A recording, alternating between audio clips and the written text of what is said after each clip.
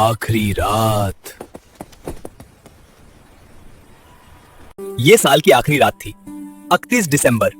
घड़ी की सुई धीरे धीरे 12 की तरफ बढ़ रही थी।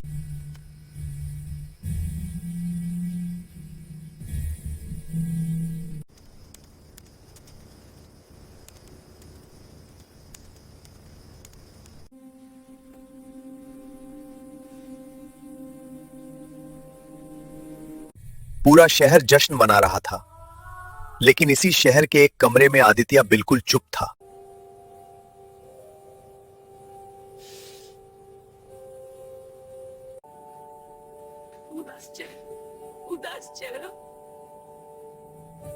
आदित्य के लिए बहुत मुश्किल था।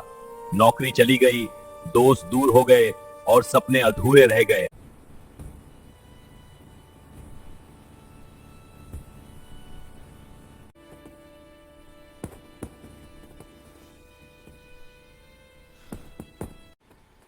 सब लोग खुश हैं, पर मेरे लिए नया साल आने का क्या मतलब? Happy new year.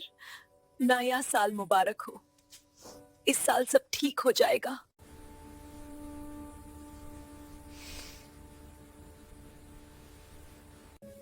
तभी उसकी माँ कमरे में आई और बिना कुछ कहे उसके पास बैठ गई।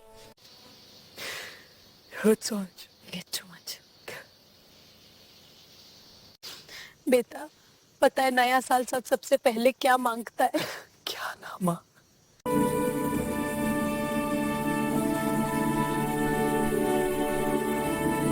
खूब।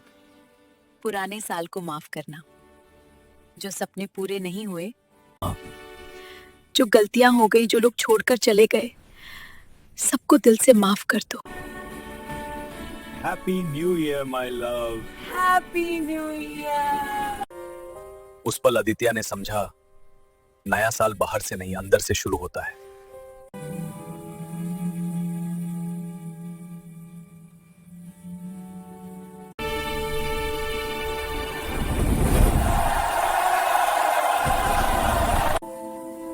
घड़ी ने 12 बजाए और एक नया साल शुरू हो गया।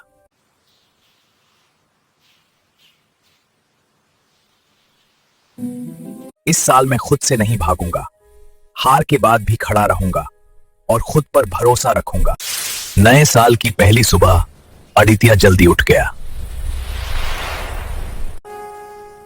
काम छोटा था, लेकिन हौसला बड़ा था।